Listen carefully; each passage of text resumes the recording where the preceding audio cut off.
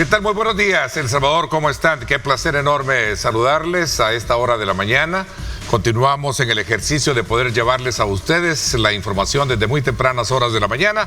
Vamos de inmediato en esta hora, por supuesto, a poder darles los análisis pertinentes de temas importantes del país, y no podemos pasar por alto los acontecimientos que marcaron precisamente ya el inicio y la puesta a prueba en la Asamblea Legislativa, que con 58 votos pues le dio vía rápida para cambiar la Constitución con la eliminación del artículo 210, que establecía el tema del financiamiento público para los partidos políticos, algo que ha venido despertando muchas inquietudes en los círculos políticos y jurídicos de nuestro país. Este es un tema muy importante que vamos a tener este día. Yo le invito a usted a que nos acompañe.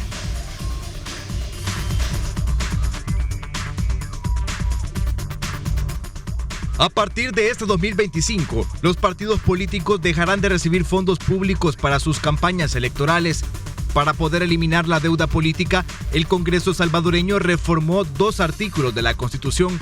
El artículo 248 fue el primero en ser reformado en abril del 2024, el cual permite cambios expeditos a la Carta Magna. Luego, en enero de este año, la reforma fue ratificada y los diputados recientemente derogaron el artículo 210, el cual establecía el mecanismo para la asignación de fondos a los institutos políticos.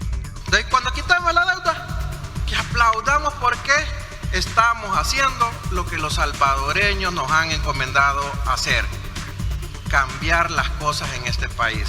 Aunque se enojen, aunque se revuelquen, aunque digan lo que digan, nosotros sí aprobamos lo que viene de parte del presidente Bukele, porque sirve para todo el país.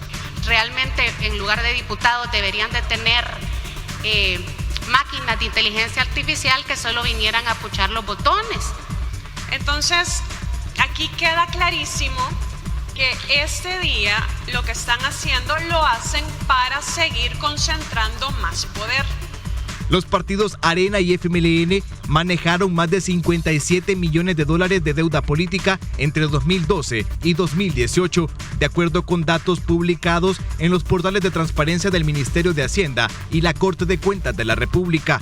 El debate por la reforma constitucional y la eliminación de la deuda política no ha hecho más que iniciar. Por un lado, sectores de oposición consideran que la cancelación del financiamiento a los partidos es solo una excusa para hacer más cambios a la Carta Magna a la medida del gobierno de Nayib Bukele. Sin embargo, otros analistas consideran que los cambios en la Constitución eran necesarios para adecuarla a los tiempos actuales. Pero para analizar estos y otros temas, no se pierda esta mañana Diálogo 21 con Ernesto López. Reportó Jonathan Cortés.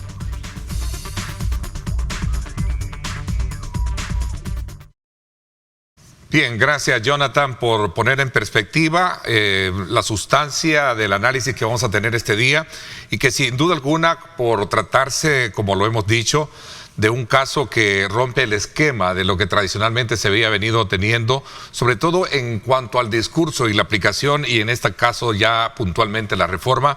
Hemos desde luego convenido tener acá al conocedor en la materia jurídica, Julio Valdivieso, a quien le doy la más cordial bienvenida. Julio, gracias por acompañarnos acá esta mañana. Gracias, Ernesto, buenos días, un saludo a toda la audiencia. Claro, merece un poco el análisis desde el punto de vista de lo que hablábamos extra cámara, dato con un relato, porque también hay que ver el componente político detrás de todo esto. Decía, es un hecho inédito, histórico para el país en materia jurídica, sobre todo de una constitución que sí ha tenido algunos retoques, pero no de esta naturaleza. ¿Cuál es tu impresión? Bueno, sí han habido varias reformas desde que esta constitución se dio. Quizá lo que pasó el día de ayer es que es la primera reforma que se hace en esta legislatura con un mecanismo diferente a lo que tradicionalmente lo conocíamos. Yo entiendo muy claro que la rigidez de nuestra Constitución establecía llaves para que no pudiera ser trastocada de una manera antojadiza. La Constitución es un pacto social. La Constitución es un acuerdo entre los gobernantes, los gobernados y el poder político. Entonces, lógicamente, no se le puede dar el tratamiento de una ley secundaria. Por lo tanto, esos acuerdos, para poderlas modificar, El constituyente del 83 diseñó una serie de mecanismos. En el caso puntual de la reforma, establecía 2 legislaturas. Una que la proponía, mediante un procedimiento de 10 diputados, le dan iniciativa, lo aprobaban, y la ratificación de esa reforma la hacía la siguiente Asamblea Legislativa como el mecanismo, dijéramos, para poder ver si la misma correlación de fuerzas que había en la primera la tenían en la segunda. Así se habían hecho y así se dieron todas las reformas que hasta antes de la de ayer se habían dado. Sin embargo, se modifica o se presenta el último día de la legislatura pasada y presentan modificar el artículo 248 y modifican ese procedimiento, y ahora una misma legislatura, ¿verdad?, puede hacer la reforma constitucional sin necesidad de esperar una segunda para que lo ratifique. ¿Dónde queda el espíritu que tú hacías mención en tus primeras palabras? Es decir, siendo así, esta asamblea entonces se constituyó, se convirtió en una asamblea constituyente a llevar a cabo esto. No, la asamblea constituyente, una asamblea constituyente, por supuesto este es mi criterio, una asamblea constituyente puede convertirse en una legislativa, pero claro, no una legislativa en una constituyente. ¿No es el caso de este? No, porque una asamblea constituyente, como su nombre lo indica, se constituye para aprobar una constitución. En este caso, el proceso de reforma es un procedimiento que está autorizado para hacerlo para una asamblea legislativa normal. Sin embargo, hay otros que te dicen, no, al estar tocando uno de los principales mecanismos de defensa, esto debía haber sido por una asamblea constituyente. Entonces tenés como las dos visiones, pero al final de esto, y yo creo que esos son las reglas. ¿Y quién tiene la razón? O mejor dicho, ¿quién tiene el mejor argumento para sostener hasta ahorita, que lo que se ha hecho es lo correcto? Hasta ahorita, bueno, tienen la mayoría, y esto, si alguien cree que esto no ha seguido, pues está la instancia correspondiente, que es la Sala de lo Constitucional, que es al final quien tendría la última palabra para determinar si lo actuado es correcto o incorrecto. ¿Predomina el temor de muchos en una combinación, digamos, de ansiedades políticas más que jurídicas? Es posible. Bueno, esta es una constitución, como su nombre, antes le llamaban constitución política, pero la verdad es que estas determinan las reglas del juego. Y por supuesto que existen los temores propios. Muchos te dicen, mire, ya vamos a entrar al tema de la deuda política, pero muchos te dicen, bueno, este fue el argumento para iniciar un proceso de reforma. Yo sí estaba convencido de que se va a reformar la Constitución. Y creo que no hay que tenerle miedo al proceso de reforma. Más una reforma que tiene más de 40 y pico de años. Sigo creyendo que las condiciones sociales, económicas y políticas del constituyente del 83 han variado. Los diseños constitucionales que se dieron, no solo para elecciones de segundo grado, no solo para privilegiar, dijéramos, la hegemonía de la parte partidaria, hay que reflexionar. ¿Seguirá siendo el mecanismo de la representación el más adecuado, o querés una democracia más directa, participativa de la ciudadanía? Son temas que hay que ponerlos sobre el tapete.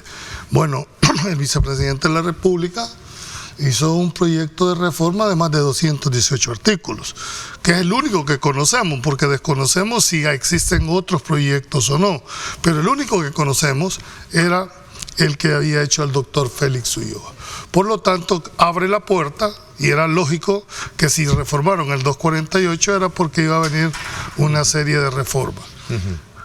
Hay quienes discuten, Ernesto, y dicen, mire, debería de hacerse de una sola vez como lo presentaba el doctor Ulloa, un proyecto completo. Otros dicen... ¿Consensuado? Sí, o por lo menos discutido con la mayoría de los sectores. Otros dicen, no, mire, estas van a ser reformas puntuales, en la medida en que se vayan dando los hechos, van a ir presentando esas reformas. ¿Dictadas por quién? Bueno, ¿no es ahí por el poder político. No, no es ahí donde está el temor, porque tú bien decías, bueno, si es que vamos a estar sujetos a un modelo de gobernabilidad o de Estado representativo y pasamos a un participativo donde sea la población la que verdaderamente dé respuesta a sus necesidades como tal, ¿no es allí donde está entonces, digamos, el gran desafío para este país para comprender hacia dónde puede ir, digamos, este relato jurídico que se tiene ahora? Porque el relato obviamente radica en que tú das una versión frente a otra política y hay una entremezcla de términos que al final el salvadoreño creo que está más entretenido. Está más preocupado, sí. Está más preocupado por ir el día a día. Pero ¿y la comunidad jurídica? Esa es, bueno, a esa pregunta habría que contestarle a los colegas. Creo que la defensa del Estado de Derecho nos corresponde principalmente a los abogados, independientemente de que todos tengan derecho a una opinión, pero se supone que los que nos llamamos abogados, los que nos osamos a encaramarnos un título, creemos que somos los llamados. En este tema vas a encontrar diversidad de opiniones. Unos que te interpretan de una manera. Yo me decanto por la literalidad de las normas.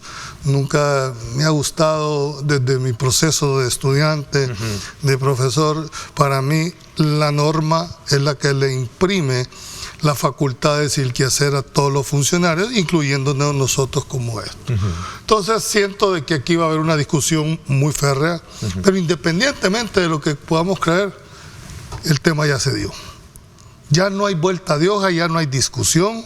¿Guste o no guste? No. Sí, los mecanismos que establece la Carta Magna es el hecho de que si alguien considera de que el procedimiento no fue el adecuado, de que se atenta contra los principios consagrados, pues pueden poner perfectamente un recurso de inconstitucionalidad. Me dirá, bueno, pero ¿quién le confía a esta sala por su forma de cómo fue electo? Pero eso es lo que tenemos, esa es la regla del juego. Y yo me resisto siempre a la licenciada Ríos, no le gusta mi frase, pero lo sigo porque lo contengo. Y es el hecho, porque si no, entonces apagué la luz y aquí se terminó todo. Siendo tú un amante y fiel defensor del Estado de Derecho,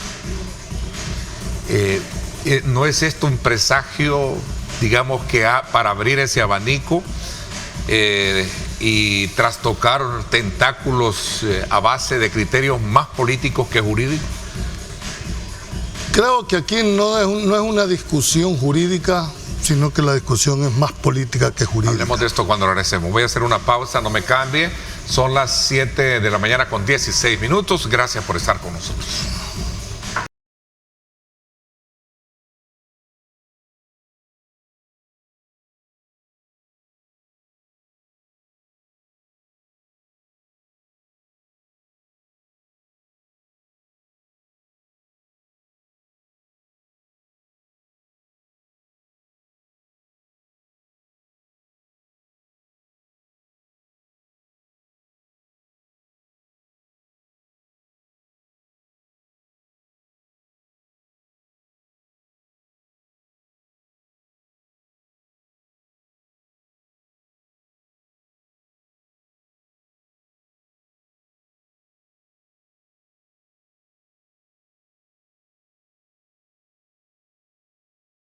Y esa calidad a esta hora de la mañana siempre, como ya es costumbre, se la presentamos invitándole para que usted pueda degustar una rica taza de café rico, ¿verdad? Y qué rico es disfrutarlo porque es el café perfecto.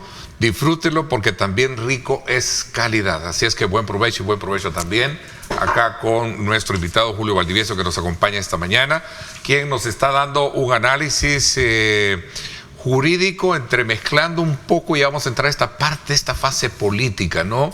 Que es la que yo hacía mención al inicio de mi presentación de tu persona, Julio, en la cual obviamente ahí son dos, está la sustancia, está el documento jurídico, pero que también tiene un verso político, ¿no? Por supuesto. Y eso fue parte del cierre del bloque anterior, donde tú me decías, las cosas ya están y hay que verlo política. Detrás de todo esto está un tema, y vamos a entrar a ese otro, que es la deuda política.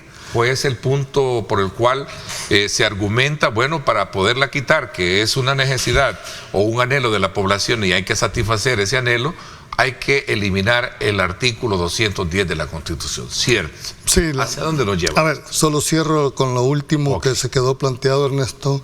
En todo contexto en que se desarrolla una Constitución, hay grupos de poder, hay poderes fácticos que van imprimiendo a los políticos de turno. Esta Constitución se desarrolla en un contexto de guerra, es decir, con lo que eso significaba. Si tú ves cómo está estructurada la parte dogmática, donde se contemplan todos los derechos, y la parte orgánica de la Constitución, ves cómo hay un privilegio hacia los partidos políticos y lo continúas hasta este momento. O sea, el diseño constitucional, que es contra lo que yo estoy totalmente en contra, que hay que analizar los diseños constitucionales para elegir funcionarios de segundo grado. Seguirán siendo, la gente tiene un hartazgo político contra los partidos políticos, con o sin razón, tienen una mala percepción. Sin embargo, cuando tú ves la Constitución, el único instrumento para alcanzar el poder son los partidos políticos. Entonces, habrá que rediseñar. Ese será el único mecanismo para ostentar y para alcanzar el poder. Es de las discusiones que vas a tener en este tipo de programas. ¿Tú crees que es el camino para destruir y hacer desaparecer partidos políticos y entrar, no sé si se verá histórico, no lo sé, porque al tema de la eliminación de los partidos y las candidaturas no partidarias? No partidarias. Bueno, primero porque las candidaturas no partidarias no están contempladas en la Constitución. Eso fue... Pero hoy con una sola sesión plenaria lo podés hacer. Bueno, pero ese es un mecanismo que ya estuvo ahí. ¿Cómo modificaron? Porque fue modificada la Constitución mediante una resolución jurisdiccional de la cual no comparto. Está bien que se haya permitido las candidaturas no partidarias, pero no por la forma en que se hicieron bajo el mote de la interpretación.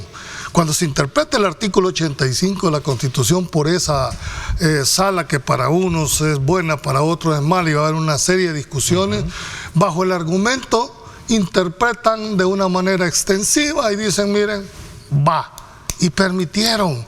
Y yo no vi a nadie, con excepción de pocas voces de los que nosotros nos pronunciamos en su momento, que no era el mecanismo de estar reformando la Constitución por sentencias jurisdiccionales. Porque sigo insistiendo, aunque no les guste a los señores magistrados de la sala, pero no tienen esa facultad de interpretación.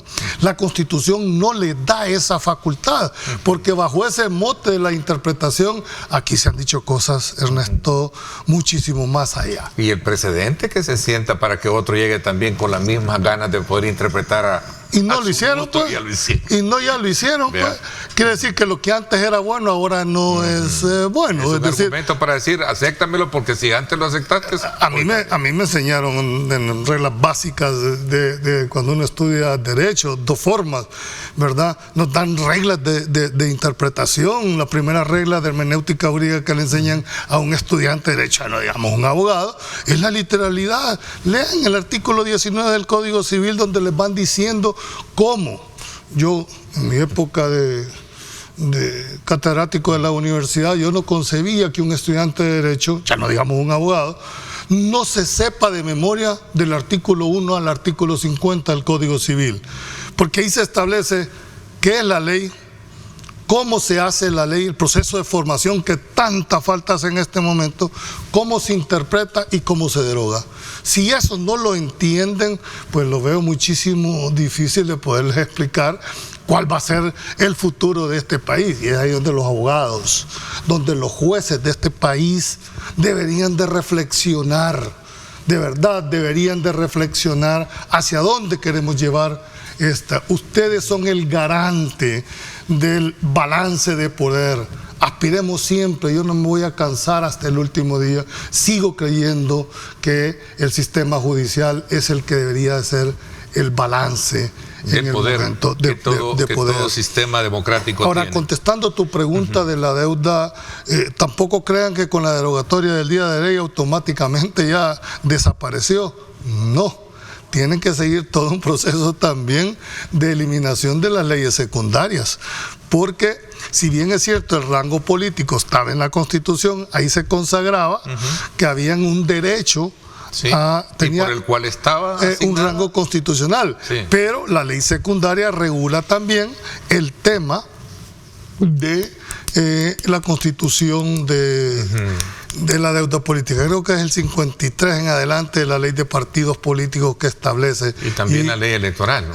La ley electoral. Bueno, hasta le dieron un valor al voto. Entonces, para unos van a decir, bueno, miren, no, el hecho de derogar la Constitución donde se consagra implica una derogatoria tácita en las leyes secundarias. Yo me decanto más que tiene que haber todo un proceso de reforma de todas las leyes secundarias para ir dando un principio, ¿verdad?, de definitividad en cuanto a que las normas se hacen y se deshacen de la misma manera. Lamentablemente no les cuesta mucho entender que la parte procedimental es fundamental, de verdad, y aquí es donde creo que nosotros somos los que estamos obligados a poner el dedo en la llaga. Ustedes, funcionarios, no tienen más facultades que las que les da la ley, no las que ustedes creen tener o las que les mandan a decir que deben de tener. Por lo tanto, creo yo que el día de ayer marca la separación, se terminó. Yo no le llamo deuda política, yo le llamo el financiamiento público que tienen los partidos políticos con la finalidad en aquel momento de garantizar, decían muchos, la libertad, el pluralismo político, y que esa era, dijéramos, el concepto o lo que inducía al legislador para haber establecido un mecanismo. Te voy a comprometer para que los días miércoles tengamos más tiempo para hacer análisis de esta naturaleza. Fíjate que aquí tengo entendería yo que es un abogado, don Antonio Guerra, que te saluda, ¿verdad? Y dice, Ernesto, pregunta para el doctor, ¿qué razón tienen de existir los artículos 19 y 20 del Código Civil salvadoreño? O sea que la ley está bajo interpretación, aún su tenor literal. No, a ver, hay que distinguir lo que es la interpretación de la lectura comprensiva de los textos.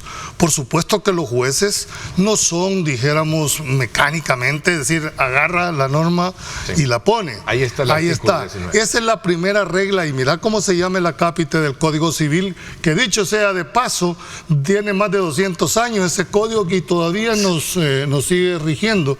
Por ahí salió alguien diciendo que iban a modificar en 3 meses el Código Civil, semejante barbaridad cuando este código tiene el estilo de don Andrés Bello. Pero bueno, necesitamos una hora para explicar. Esta regla de interpretación es la que nos dice a los abogados, pero más que todos los abogados, a los jueces, que son los encargados. Dice que cuando la ley es clara, no se desatiende el tenor literal sobre pretexto de consultar su espíritu. Es decir, si una ley es clara, y te pongo el artículo 85 de la Constitución, te decía, el único instrumento para alcanzar el poder son los partidos políticos. El único, o sea, para mí la palabra único. Aplicando esa, no, véalo ahí, mira. El sistema es plural y se expresa por que son el único instrumento para el ejercicio del poder en la representación del pueblo. ¿Qué interpretación puedo tener yo para darle cabida a las candidaturas no partidarias? ¿Cuál puede ser? Y por eso te digo, esta es mi interpretación, soy un hombre muy exegético, muy literal, porque bajo la normativa de interpretar lo que no se quiere interpretar, aquí hemos visto un muerto botando basura en la Asamblea Legislativa, Ernesto. Entonces, cuando yo ataco el tema es porque la literalidad, y cierro con esto, tan tengo fundamentada mi posición que si tú lees el artículo 235 de la Constitución, eso no lo digo yo, ahí está escrito, que viene a reafirmar el tema de la literalidad en la aplicación de la Constitución. ¿Qué dice el 235? Ya lo vamos a ponerlo. Ahí está. Pero te dice, todo funcionario, ahí más está. o menos, todo funcionario, civil o militar, antes de tomar posesión de su cargo, dice, protestará bajo su palabra de honor, ser fiel a la República. Imagínate, cumplir y hacer cumplir la Constitución ateniéndose a su texto. Es decir, a lo que dice la norma. cualquiera que fueran las leyes o decretos. Decime si eso no es, con solo que aplicaran esa disposición, se acaba la discusión. Sin embargo, bajo esos motes de las interpretaciones, aquí se hicieron cosas, abrieron puertas más grandes que las de Catedral, que ahora que se cambió la línea jurisprudencial y la correlación de fuerzas en la Corte, hoy no gusta. Mira, me dicen que tenemos un poco de contratiempo con el segundo invitado. Voy a hacer una pausa y regreso contigo porque te quiero hacer estas preguntas. ¿Puede cambiar de un día para otro el tema de los derechos ciudadanos con esto que se ha hecho? Sí. Uno, ¿puede cambiar el sistema político? Hablemos de ese tema que también, como dicen allá en Sudamérica, pulula, ¿no? O sea, anda por ahí. Ese tema de la alternancia en el ejercicio del poder, el orden económico, por ejemplo, también. Julio, hay un horizonte ahí propicio para poder plantearlo en una discusión de esta naturaleza, ¿cierto? Es correcto. Voy a hablar contigo cuando regresemos. 7:31, volvemos con más. Quédese con nosotros.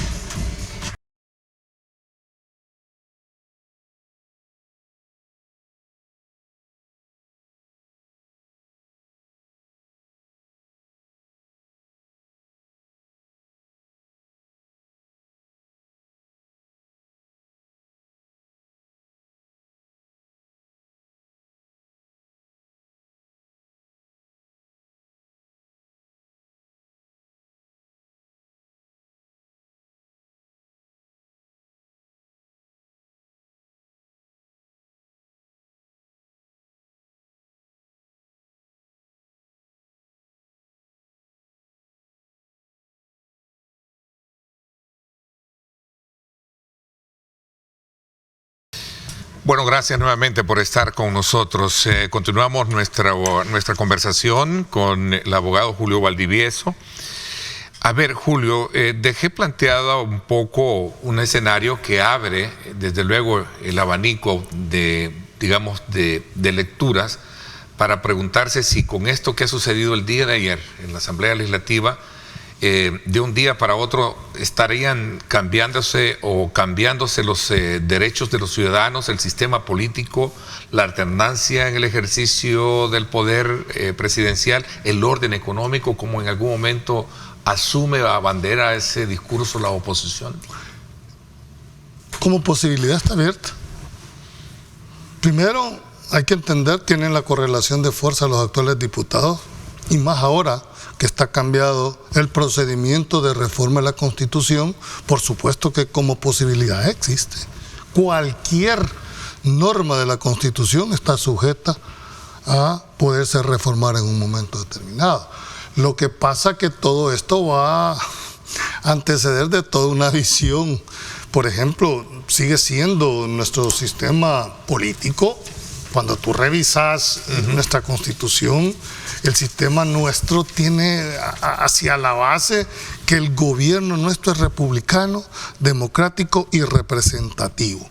Esos tres conceptos tienen un alcance enorme, ¿verdad? ¿Por qué es, dijéramos, republicano? Porque nosotros tenemos la concepción de la división de poderes, en contraposición a lo que en un momento determinado era la monarquía. Por eso es que hay tres poderes para que los pesos y contrapesos de la democracia funcionen. Eso está ahí. Eso se llama régimen político de aquí. La democracia como el mejor, aunque no el único, pero acá ha demostrado que es el sistema hasta este momento mejor. Y lo representativo, que es lo que estábamos discutiendo, ¿qué querés? ¿Que el diputado nos siga representando a los salvadoreños o querés darle a la ciudadanía mayor participación en la toma de decisiones, sobre todo en aquellas decisiones tan importantes a través de dos mecanismos, referendo y plebiscito? Si eso no se da, pues yo creo que nos vamos a quedar como lo que está en este momento. Hasta este momento. ¿Y tú crees que, de acuerdo a la misma experiencia y olfato que tú tienes, es necesario llegar hasta ahí? No tengo la bolita mágica. Sí. Lo que yo sí creo, Ernesto, ¿qué intuyes? Que tú tampoco te puedes cerrar a que la Constitución queda permanente. No puedes condenar a futuras generaciones. O sea, lo que pasó en el 83, los diseños que en el 83 eran válidos, tal vez ahora ya no lo sean. Lo que sí requiere una seria, fuerte discusión. Por ejemplo, la primera reforma que se da después, no la primera, pero quizás la más importante en 1999, cuando se le reconoce el derecho a la vida del que está por nacer. Es decir, que en el país, el que está por nacer tiene el derecho del nascituro, así se le conoce. ¿Por qué? Porque nuestra Constitución te garantiza el derecho a la vida desde el momento de la concepción. Esa fue una discusión muy grande, pero que ameritaría, dijéramos, mayor análisis. Y quiero terminar con esto. Creo que estos espacios van a abrir la posibilidad para ir discutiendo reformas puntuales en un momento determinado. Por eso te comprometía de manera personal, ¿no? Para que pudiésemos abrir un programa a la semana en la que estemos haciendo lecturas con esta naturaleza, con esta sustancia de análisis, de datos, ¿verdad? Para poder contrastarlo con el relato, ¿sí? Es correcto. Como dice nuestro buen amigo Oscar Picardo, ¿verdad? Que todo dato mata relato, o el relato también puede matar un dato. O sea, al final de eso se trata. Te agradezco muchísimo. Gracias, Ernesto. Que me hayas acompañado en el programa. Vamos a continuación darle paso también para hablar acerca de cómo el gobierno está promoviendo el tema de las inversiones, cómo se está manejando también el movimiento de las exportaciones y ese clima de inversión en el país. El presidente de Inves, antes ex Proesa, Rodrigo Ayala, estará con nosotros en cuestión de segundos. Quédese con nosotros.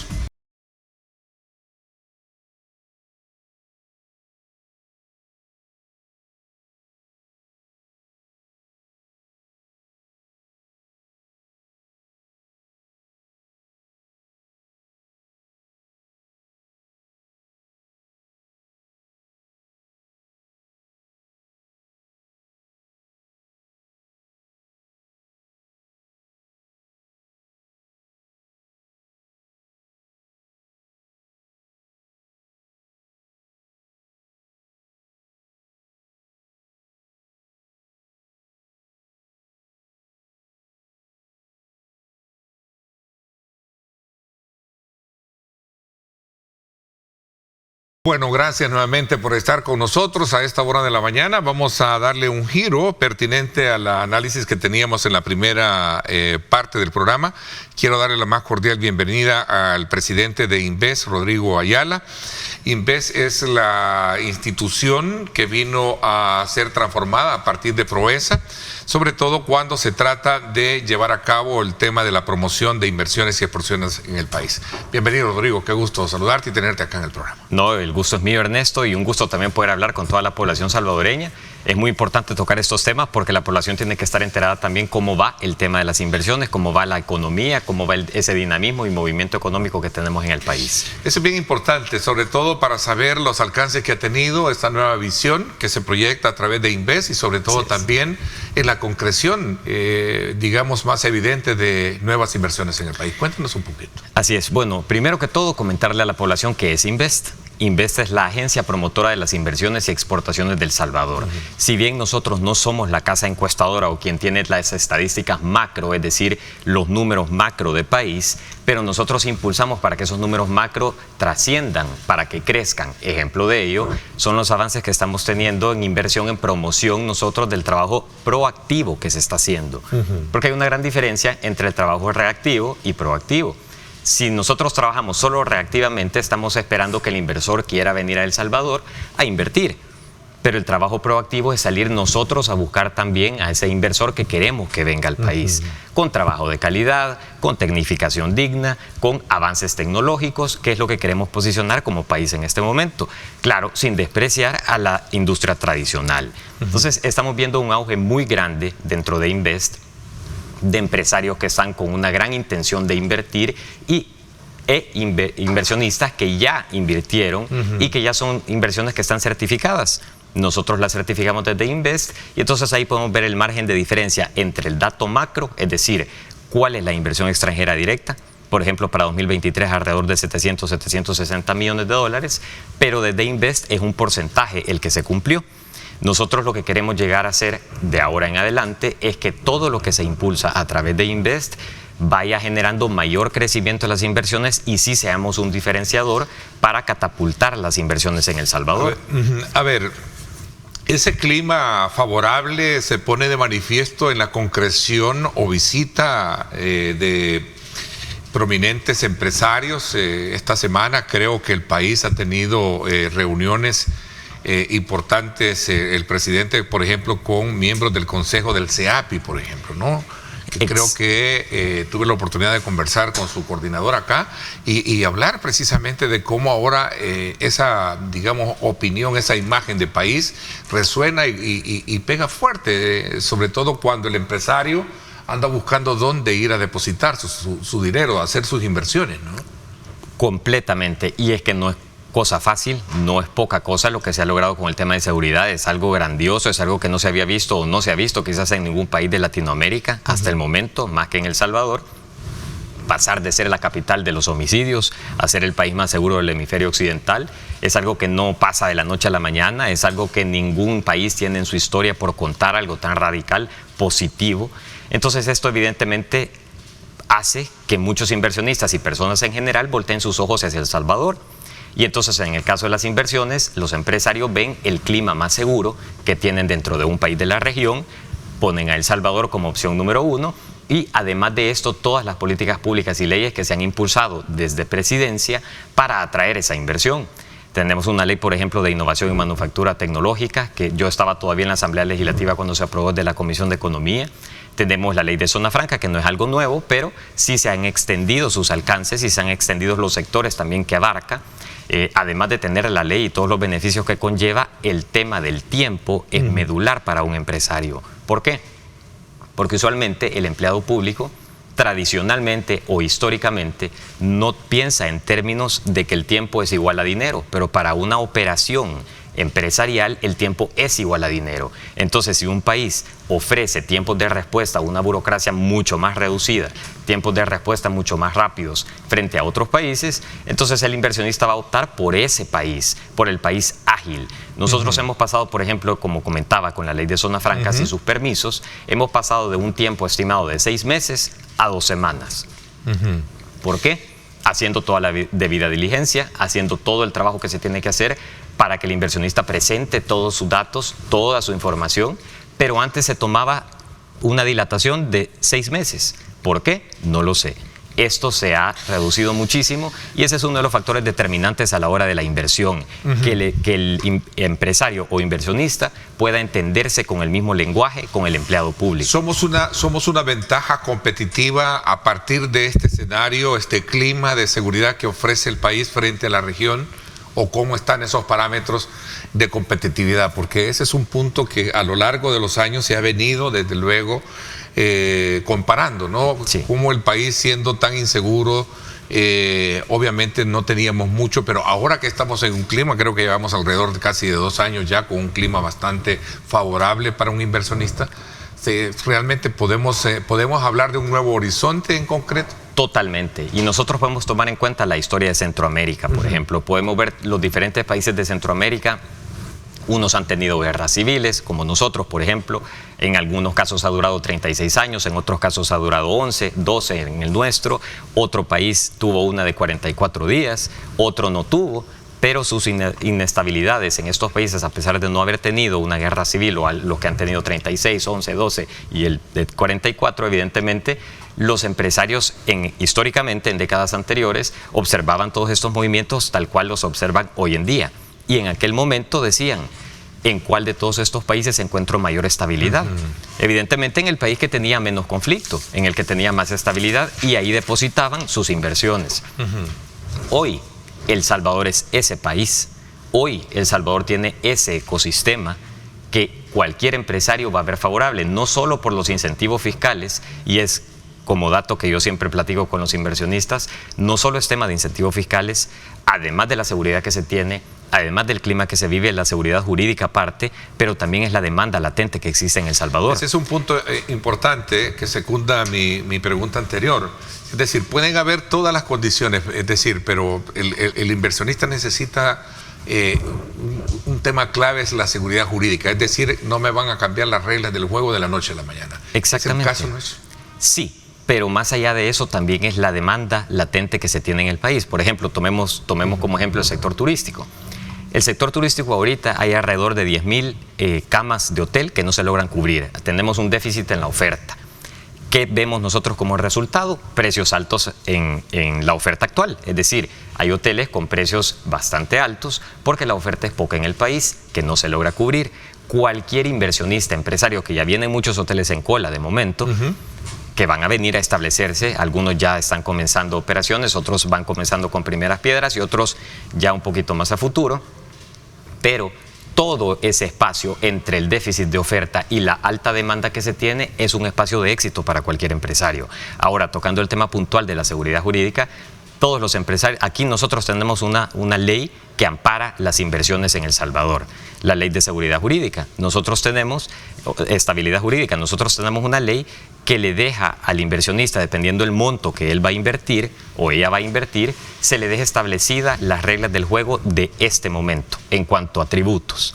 Entonces, el inversionista puede estar seguro de eso. Ahora, ya tocando temas políticos, ya tocando temas de Asamblea Legislativa, tocando temas de cambio de leyes, que son para mejorar y promover la inversión, no para lo contrario, el inversionista está muy claro y está muy seguro. ¿Por qué? Porque para que existan cambios tan grandes en este país, diferentes a los que se están viviendo hoy en día, es decir, para darle vuelta de nuevo al panorama, tendría que tener una oposición supermayoría en la Asamblea Legislativa. Y ahorita, de pasar de la aprobación que tiene el presidente a darle vuelta completamente y llegar a una supermayoría en la Asamblea Legislativa es prácticamente... faltan décadas. Sí, tú vienes de la Asamblea Legislativa, tú fuiste diputado, Rodrigo. ¿Se están generando las condiciones desde ese punto de vista para mandar ese mensaje? Claro, por supuesto, y es que eso lo puede ver, es decir, no es necesario mandar un mensaje en palabras, eso se puede ver porque más allá del dato, lo conversaba anteriormente con tu antecesor, más allá del dato está el relato, ya la parte política, ¿no? Exacto. Donde cierden muchas, versiones en las cuales te ponen a ti, bueno, te dicen realmente es para bien o es para mal todo esto. Entonces el empresario lo que necesita son reglas claras. Tienes el caso del Bitcoin, que a partir de toda una... reforma que se hizo, creación de una ley, viene una reforma donde dice ahora ya no es una moneda obligatoria, en fin, cosas de esa naturaleza, ¿no? El empresario usualmente, y hablo por la experiencia propia de platicar con los empresarios, y es el trabajo que hago día con día, claro, es decir, los empresarios se fijan muy poco en ese debate estéril o en esa discusión estéril, como se le llama comúnmente, politiquería. Sí, se va más al dato y no al relato. Exactamente. ¿no? Porque son dos cosas. Hay algunos que sí se han dejado llevar en algún momento por relatos de algunos medios de comunicación internacionales, que por supuesto, si nosotros estamos acá y leemos una revista que nos está hablando de un país de África, ¿y qué tenemos para contrastar si nosotros vivimos en El Salvador? Obviamente muchos van a leer y van a decir, esto está pasando en África, pero no necesariamente sea la verdad. Lo mismo ha pasado en este caso. Hay empresarios que han leído algunos artículos en los años anteriores, pero cuando vienen a El Salvador me dicen, esto es completamente falso lo que leí hace un año, hace 2 años, hace 3 años. El clima de negocios es favorable, el clima o ecosistema para las inversiones es completamente apetecible para cualquier inversionista y nosotros queremos invertir en este país. Esas son las frases que yo escucho día con día, es lo que los empresarios manifiestan.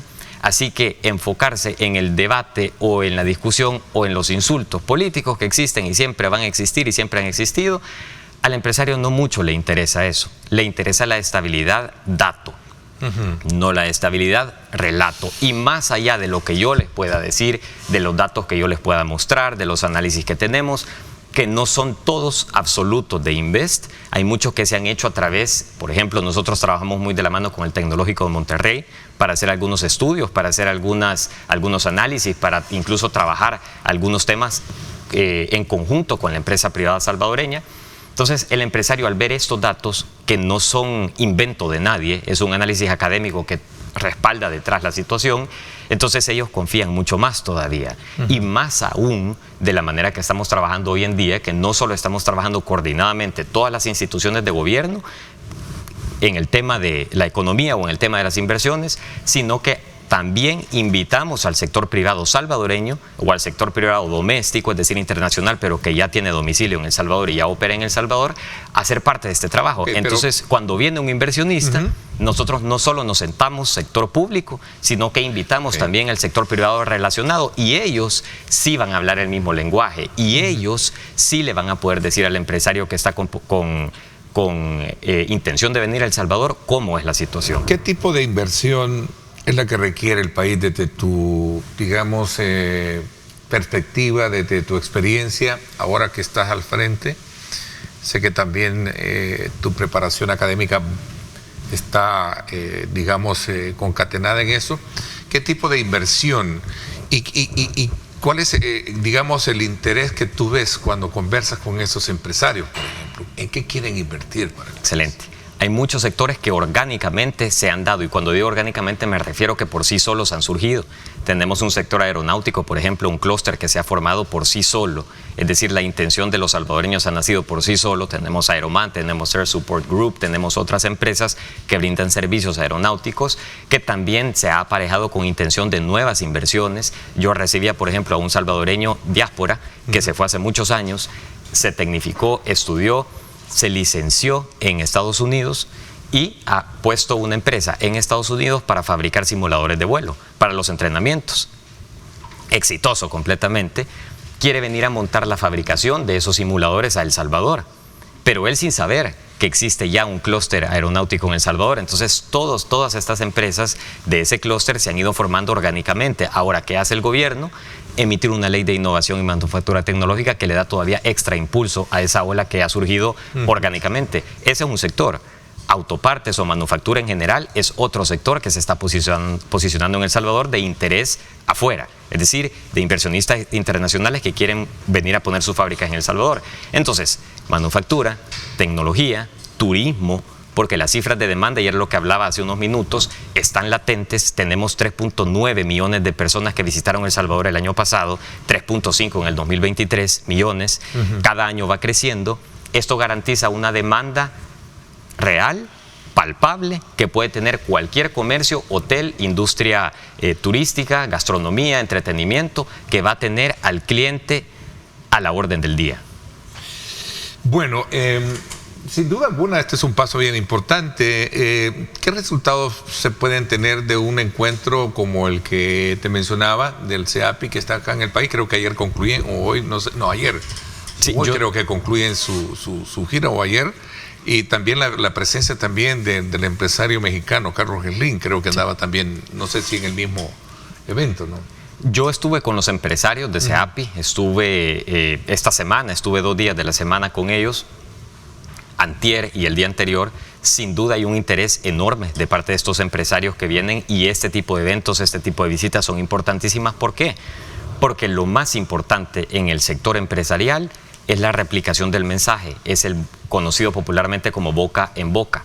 Estos empresarios vienen a El Salvador, se llevan la perspectiva palpable de estar aquí en el país, conocer sus leyes, beneficios, conocer la realidad del ecosistema de inversiones, y por supuesto vuelven a sus países y le informan a otros empresarios, y otros empresarios decantan su interés a El Salvador. En esta reunión yo pude conseguir, pudimos hacer muchas relaciones con estos empresarios, intercambiamos contactos porque hay muchos de ellos que ya están interesados en venir, sectores financieros, sector hotelero, sector tecnología, etcétera. Yo sé que el tiempo es corto, pero yo quisiera comentar también un poquito del sector de innovación que tenemos en El Salvador, de los startups, que tenemos las ideas, la propiedad intelectual que nace de mentes salvadoreñas y ya está trascendiendo fronteras.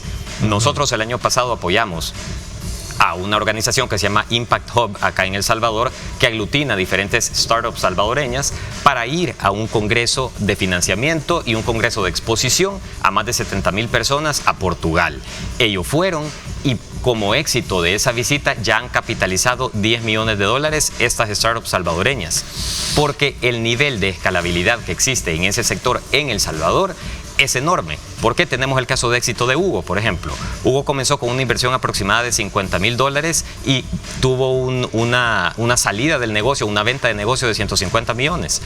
Entonces, ¿por qué? Porque viene la empresa grande, ve el posicionamiento y la escalabilidad de Hugo en El Salvador para trascender a otros países, lo compra. Ese potencial lo tiene todo startup que nace en El Salvador. Me parece que son buenas noticias. Excelentes noticias.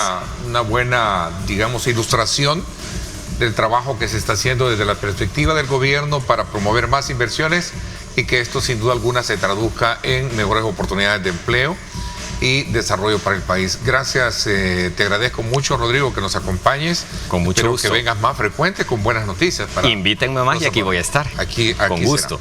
Será. Te doy desde ya pues la bienvenida para futuras entrevistas. Gracias. Muchas gracias, Ernesto. Y gracias al pueblo salvadoreño. Un saludo y que tengan excelente día. Bueno, no me quiero ir sin antes darles a conocer a ustedes que en redes sociales anda circulando una información sobre la captura del señor Eugenio Chicas, expresidente del Tribunal Supremo Electoral, también exdiputado del FMLN, exmiembro del FMLN, ¿verdad? Ahí veíamos precisamente un tuit que posteaba Ruth Eleonora López y también algunos medios impresos, medios de comunicación lo están retomando en las redes sociales. Es una información que yo estoy trasladándole, no confirmada, pero eso es lo que está sobre la captura del señor Eugenio Chicas cuando éste se disponía precisamente a dejar a su hijo, según el texto, el colegio. Es una información que estaríamos confirmando, mejor dicho, en el transcurso de los próximos minutos a través de nuestros equipos de prensa. Por mi parte, eso es todo por hoy. Pásenla bien y como siempre recuerden lo más importante, amar a Dios sobre todas las cosas.